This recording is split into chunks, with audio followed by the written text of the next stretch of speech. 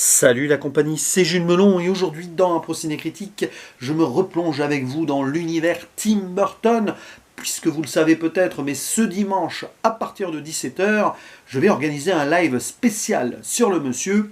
Et c'est donc l'occasion ici d'aborder l'un des cas épineux de sa filmographie, le fameux mais très décrié, qui a fonctionné du tonnerre au box-office d'ailleurs, Alice au Pays des Merveilles, sorti en 2010, et adapté non pas du mais des romans de Lewis Carroll, c'est-à-dire les aventures d'Alice au Pays des Merveilles, oui, mais aussi de l'autre côté du miroir, puisqu'elle a la Reine Rouge.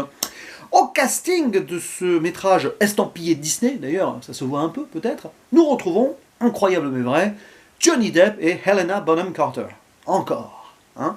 Mais aussi en live action, Anne Hathaway, qui joue la Reine Blanche, l'ennemi de la Reine Rouge, qui est jouée donc par Helena Bonham Carter.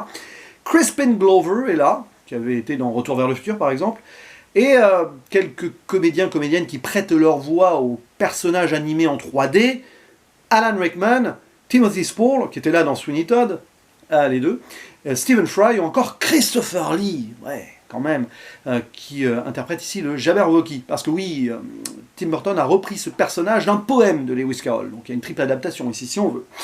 Et donc, grosso modo, ici, nous avons la libre interprétation de M. Burton de ce conte, voilà, qu'on avait tous vu peut-être en animation Disney plus jeune. Ici, pas grand-chose à voir, puisqu'on est dans un univers gothique sombre, mais assez féerique à la fois. Bref, c'est un pur film Tim Burton, et on va suivre donc la jeune Alice, qui a 19-20 ans et qui ne veut pas vivre dans son monde d'aristocratie. On sent la femme libre qui est guindée par le système. Et quand elle s'endort, quand elle rêve, mais ça on le voit dans un flashback d'intro avec son père qu'elle a perdu entre-temps, eh bien elle arrive toujours à voir les mêmes personnages et tout, elle a son univers, elle est très imaginative. Et à un moment, voilà, pour fuir une demande en mariage dont elle veut pas, elle court après un lapin blanc, voilà, et elle va tomber dans un terrier. Pouf, down the rabbit hole. Et là-bas, donc, une fois arrivée à destination, elle va se rendre compte qu'elle va vivre son rêve, son cauchemar, et devenir peut-être l'héroïne de tout un peuple. Oh, oh, oh. Bon, disons que ce film, j'en garde un mauvais souvenir à l'époque. Je l'ai revu entre-temps, et c'était pas mieux. Et là, je me le refais avec tout le background. Maintenant, j'ai vu tous les Tim Burton, tous vus, même et revus pratiquement, à part deux exceptions. Et qu'est-ce que je peux en dire? Que c'est l'un des moins bons films du monsieur. C'est pas une catastrophe, faut être honnête, mais le souci c'est que, certes, on a l'univers, voilà, donc de ce génie, quand même, donc créatif, mais c'est toujours un peu la même chose aussi, là, bon, il faut l'avouer, on a les portes de travers, on a même l'arbre de Sleepy Hollow à un moment, l'univers gothique, oui, le rapport au père, quelque part, avec Alice qui l'a perdu, mais ici c'est un père qui l'a inspiré, enfin voilà. Les monstres, si on veut, forcément, il y en a plein dans cet univers, etc. Et puis la critique sociale, alors ici pas des États-Unis, mais de l'ère victorienne britannique. Ça passe, l'ère, voilà, une certaine critique d'une société dominante, quoi. Et donc, oui, rajouter à cela quand même quelque chose qui est bien dans le film, et c'est ça que je vais défendre, c'est donc la touche féministe, qui est plutôt bien gérée en soi, même si voilà, c'est classique, avec ce personnage d'Alice qui veut être forte, qui veut être surtout libre. Et donc dès le début on a ça, donc toute l'intro du film, alors pas le flashback quand elle est petite, c'est un peu mis comme ça, pas comme un cheveu sur la soupe, puisque ça débute le film, mais bon, ça aurait pu être géré autrement, ou mis peut-être vraiment quelque part dans le film. À un moment, il y a l'inspiration du père et tout, dans l'acte final, donc peut-être que le faire revenir là, ça aurait été intéressant. Mais voilà, cette introduction, on la voit donc prête à être mariée et tout, forcée et tout ça, c'est passionnant. Et puis la fin a un bel écho là-dessus. Mais tout ce qui est univers imaginaire, bon, ça part en live, tout simplement. Moi, j'ai pas trop accroché à tout ce qui se passe donc dans le Pays des Merveilles. Qui n'est plus vraiment le Pays des Merveilles, là, c'est des merveilles un peu sombres. Certes, les créatures sont bien faites, enfin, il y a du travail, il y a du budget. Le côté 3D, bon, voilà, moi je ne l'ai pas vu en 3D, mais je ne sais pas. Il y a quand même des moments, ça fait effet CGI pas terrible, le fond vert, ouais, tu le ressens quand même.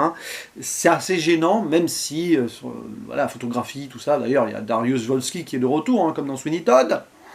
Mais j'ai l'impression que les péripéties s'accumulent sans qu'il y ait vraiment... s'il y a du lien, On est dans un monde un peu fou, hein. La folie étant l'une des thématiques du film, mais ça s'empile, et puis c'est redondant, et puis c'est long, et puis on s'en fiche, et le combat final en mode Seigneur des Anneaux du pauvre, ouais, non. Il y a des moments où, bref, voilà, ça manque de subtilité, de profondeur, et on a quelques soucis quand même, parce que si Mia Wasikowska joue très bien Alice, voilà, enfin, très bien, elle le joue, ouais, c'est bien, c'est pas non plus extraordinaire, ça passe, mais alors tout ce qu'il y a autour, c'est compliqué. Et le premier problème, là, que je vais évoquer, le gros problème quand même, c'est Johnny Depp. Le rôle du Chapelier Fou, puisque c'est celui-ci qu'on lui donne, qui n'est pas un personnage principal hein, dans les romans de Lewis Carroll, ici est trop mis en avant, c'est limite à un moment le héros, et c'est assez maladroit parce que il n'a pas à apporter autant de choses que ça à l'intrigue. Et voilà, à un moment, on a même un flashback sur lui qui sort pouf comme ça du chapeau, c'est le cas de le dire. Et le souci, c'est que Johnny Depp nous joue le Chapelier un petit peu comme Jack Sparrow bourré. J'extrapole, je simplifie. Mais quand même, à certains points, là, tu te dis, il est en roue libre. Oui, Johnny Depp est un peu en roue libre dans ce film. Ça commence à être un souci, 2010, voilà, Johnny Depp peut-être va moins bien dans sa vie et tout, je ne sais pas, hein, j'ai pas vraiment fait de recherche particulière à ce moment-là, mais pour cette époque-là, mais ça passe moyen, il y a cette danse très malaisante aussi, bon, voilà. Il y a la scène du thé quand il rencontre Alice, bon, c'est hyper long, il y a des trucs qui servent à rien. Le lapin, la chenille. Alors à la rigueur, la chenille, donc doublée par Alan Rickman en VO, parce que je l'ai revu en VO là. Hein. Donc je sais pas, mais les VS ça va être les versions françaises habituelles. C'est bien, mais ça fait un peu Maître Yoda qui dit à Luke que tu es l'élu, quoi. Et c'est un peu ça. Alice, c'est l'élu de tout un peuple, c'est la championne de la Reine Blanche. Alors que le champion de la Reine Rouge, ce sera le Jabberwocky. Voilà. Et, tout est déplié devant nous, et de façon factuelle, là, sur un parchemin, l'histoire qu'on va voir. Et franchement, voilà, quoi. Puis, Lina Bonham Carter, est-ce que c'est un souci, là? Je ne sais pas. C'est très cliché, décalé, mais ça, l'univers Tim Burton le permet, avec la Reine Rouge, qui veut couper la tête à tout le monde. Je me demande même, là, ça fait longtemps que je n'ai pas lu le roman de Lewis Carroll, s'il n'y a pas un mélange entre la Reine de Cœur et la Reine Rouge, qui ne sont pas les mêmes personnages en soi. Bon, peu importe, après tout, on s'en fiche un peu, hein, c'est une adaptation libre, ça passe sur une certaine cohérence. Mais voilà, il y a trop de trucs, et puis il y a des incohérences, mais on ne peut pas parler d'incohérence en soi dans un univers aussi fantasmé et imaginaire, vous allez me dire. Oui, mais le côté vêtements qui parfois rétrécissent, grandissent ou pas avec Alice quand elle se transforme, parce que vous savez, si elle boit une potion ou si elle mange un space cake, oui, parce qu'il faut lire le roman de Lewis Carroll de base, c'est quand même un petit peu sous drogue, hein, tout ça, il y a une allégorie là-dessus, mais bon bref, ici c'est Disney, hein, c'est très édulcoré, mais voilà, les vêtements ils n'obéissent jamais à la même règle, il y a un truc quand même, si tu veux rendre une certaine cohérence dans ton incohérence, il faut quand même choisir à un moment, et voilà, et puis il y a plein de trucs inutiles, que je ne vais pas énumérer ici. D'ailleurs, la connexion entre Alice et le Chapelier Fou, qui est censée être un petit peu touchante à un moment, ne passe pas. Il y aurait peut-être pu avoir un creusement ici de la part de Tim Burton, c'est vraiment faire en sorte que le Chapelier Fou soit un alter ego du père d'Alice. Et peut-être que c'est ce qui est dans le film d'ailleurs, mais c'est mal géré. Mais du coup, voilà quoi. Et puis bon, comme d'habitude, puisque je parle d'alter ego, Tim Burton, dans le film, c'est un petit peu Alice, quelque part, le rêveur imaginaire, etc., enfin, attrait à l'imaginaire, mais c'est aussi le Chapelier Fou, avec les cheveux dans tous les sens, et un petit peu timbré, etc. Et j'aime bien quand même le message sous-jacent donc de cette œuvre, c'est que si tu es fou, c'est pas grave, beaucoup de gens bien sont fous. Hein, faut admettre une forme de folie, de décalage, et Tim Burton ici le dit, voilà, vous qui regardez ça, vous les jeunes, parce que c'est quand même un film Disney, si vous avez un peu de folie en vous, ce n'est pas grave, ça ne fait pas de vous des gens mauvais, hein, ou nocifs pour la société, au contraire, enfin, peu importe, parce qu'ici la société elle en prend un petit coup coup de pied aux fesses hein, quand même, mais voilà. Non mais c'est un film très moyen en fait.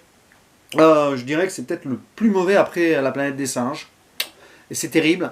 Je crois que j'ai préféré Dark Shadows, ou même Pee-wee. Et Miss Peregrine, mais oui, quand même. Oui, donc je pense que c'est le deuxième moins bon Tim Burton pour moi, mais je garde mon 5 sur 10. Je suis un peu, voilà, c'est le genre de film, bref. Mais ça a fonctionné, ça a marché du tonnerre. Je crois que c'est le plus rentable de Tim Burton, ou celui qui a le plus marché au box-office. Il y aura une suite, donc il faudra que je joue un jour, et après il retravaillera avec Disney pour Dumbo, que j'ai trouvé beaucoup plus réussi, du moins quand je l'avais vu au cinéma, il faudra quand même que je me le refasse d'ici dimanche. Mais ouais, ce Alice au Pays des Merveilles, ouais, bof pour moi. Voilà, voilà. N'hésitez pas à dire en commentaire ce que vous en pensez, pour le coup. Et bien sûr, on en débattra ensemble. Il ne me reste plus qu'à vous dire à la prochaine. Ciao. Ah oui, au fait, il y a Danny Elfman. Mais bon, même là, hein, voilà. Allez, ciao.